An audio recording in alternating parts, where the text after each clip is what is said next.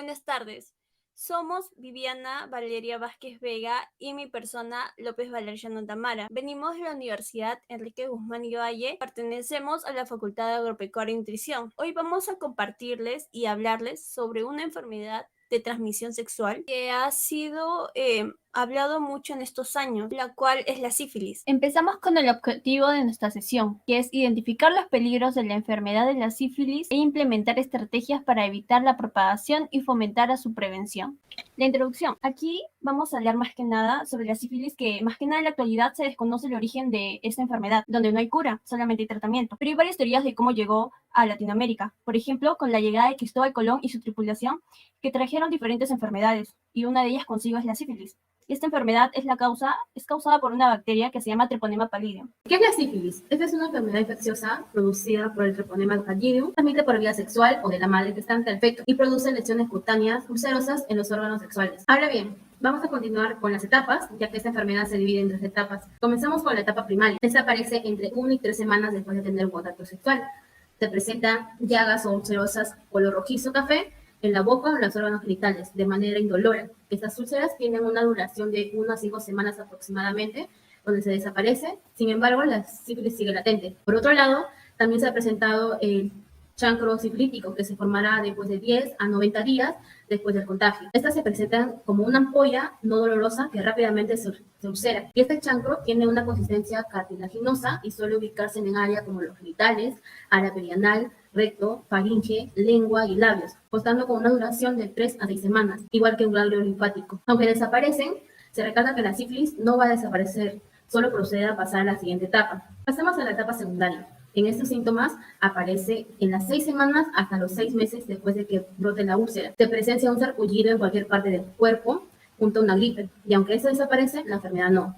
Los síntomas más comunes en esta etapa es un brote en la piel que ocurre en cualquier parte del cuerpo, pero a diferencia de otros brotes, este involucra las palmas de las manos o las plantas de los pies.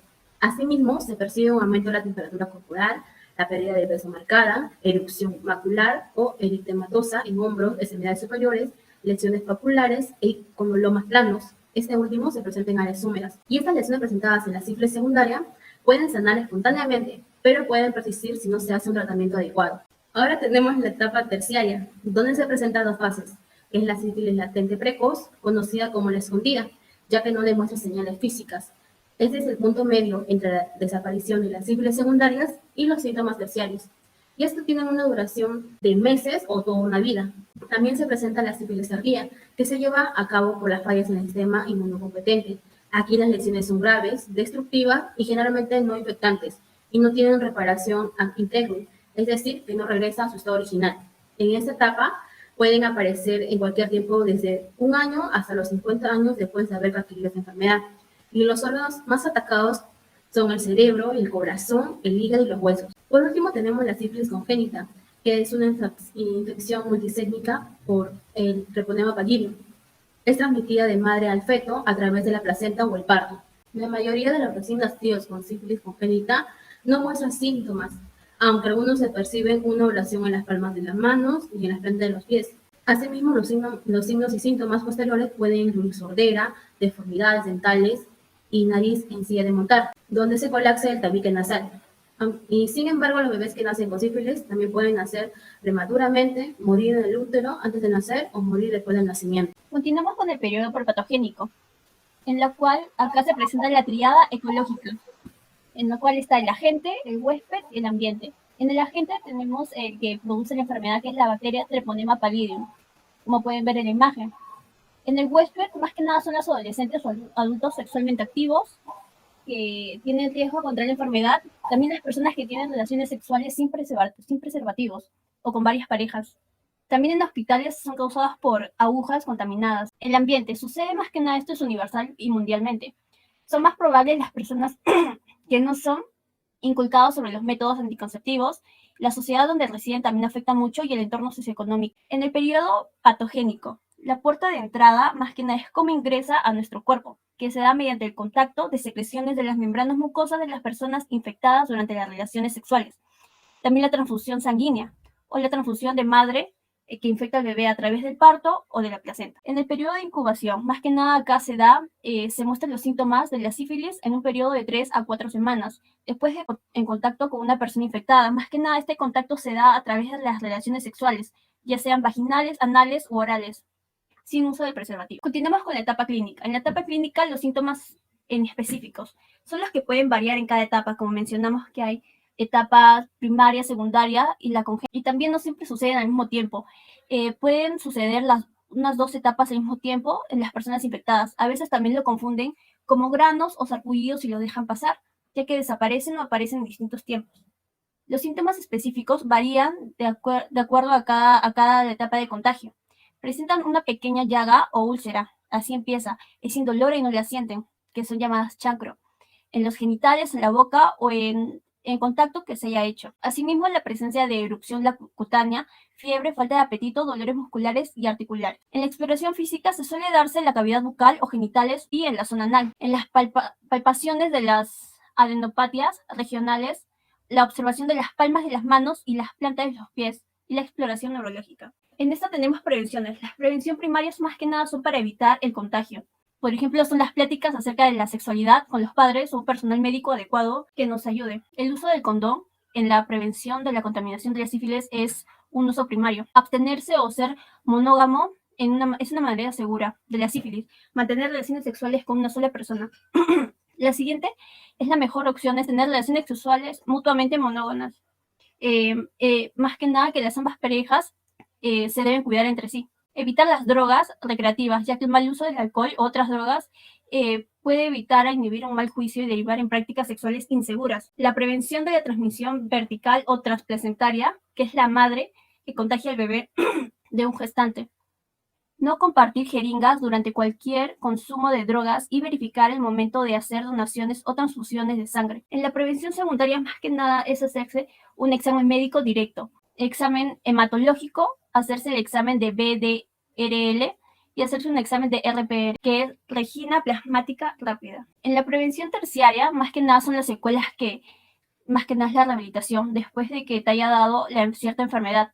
Son las terapias psicológicas, los aparatos auditivos y si los quieres ir a hacerse chequeos cardiológicos, que es la insuficiencia cardíaca que también afecta. Dar apoyo a la persona afectada para que así pueda volver a su vida monótona y para que se vaya integrando a la sociedad de nuevo. Como podemos ver, esta es una figura acerca del número de casos de incidencias de la sífilis en el Perú congénita del 2000 al 2020. Por ejemplo, las incidencias son los números de casos nuevos que puede haber.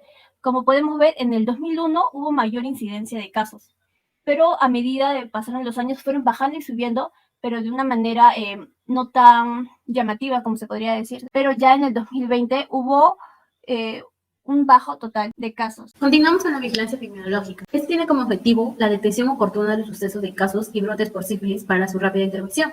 Asimismo, evitar muertes por sífilis y disminuir la letalidad. Identificar tempranamente la fuente de infección para cortar la línea de transmisión y evaluar el impacto de las medidas de intervención. Ahora bien, definición de casos. Tenemos el caso sospechoso. Aquí se presenta la persona que estuvo en contacto con una persona probablemente contagiada y persona con lesiones mucocutáneas típicas o trastornos neurológicos de etiología incierta, en particular en áreas con prevalencia de elevada de infección. En el caso probable, se presenta una persona con uno o varios chancros en la zona genital, perianal, anal o bien en la mucosa bucofaringea u otra localización extragenital. También se presenta personas que tienen antecedentes clínicos compatibles con sífilis primaria o secundaria en los 12 meses precedentes. Persona que presenta al menos uno de los siguientes síntomas: exantema maculopapuloso difuso, también en las palmas o plantas de los pies, linfadenopatía generalizada, condiloma plano, enantema y o alopecia difusa.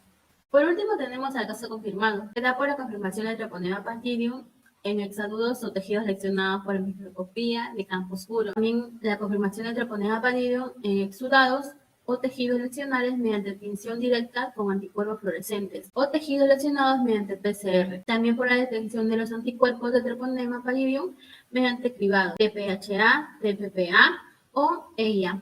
Y detención de anticuerpos, el Treponema pallidum y la confirmación por segundo análisis de IgM. El proceso de vigilancia.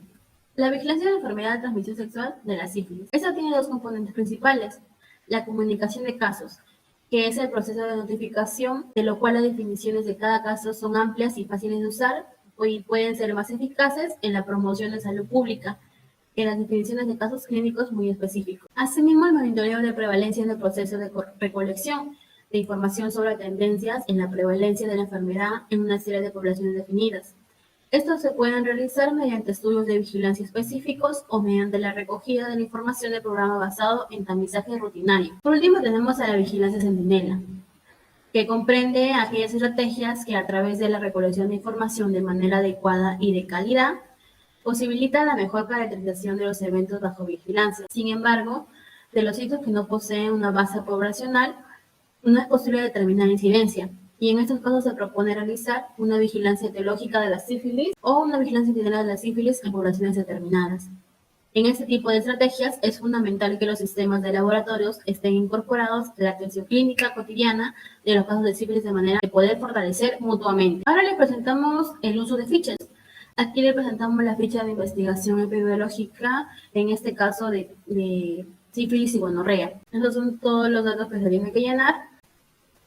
Para finalizar, tenemos nuestras conclusiones, que es la detención oportuna de los sucesos de casos y brotes por sífilis para su rápida intervención. Se recomienda ejecutar una constante divulgación de la información relacionada con las enfermedades de transmisión sexual, para así evitar la prevalencia de sífilis. Y por último, seguir el tratamiento de forma correcta y estar siempre pendiente de algún... A continuación, vamos a mostrar un material didáctico que hemos hecho, que es una infografía acerca del tema que hemos hecho sobre la sífilis, que tenemos el concepto de la sífilis, que es una enfermedad de transmisión sexual originaria por la bacteria Treponema pallidum, que también se puede contagiar por la madre a hijo durante el parto o a través de la placenta. Y tenemos las etapas que tiene la sífilis, que hablamos de la primaria, la secundaria, la sífilis tardía y la congénita, como podemos ver en las imágenes. También el diagnóstico, que podemos hacernos un examen de sangre o un examen líquido cefalorraquídeo, que más que nada la sífilis también afecta el sistema nervioso. En el tratamiento tenemos los antibióticos, que siempre deben ser recetados por un médico y no debemos automedicarnos. Y es más fácil curarnos en las primeras etapas. Por eso es firme hacer los exámenes. Y en las prevenciones debemos utilizar el preservativo en cada relación sexual que tengamos y hacer pruebas de sangre, manteniéndonos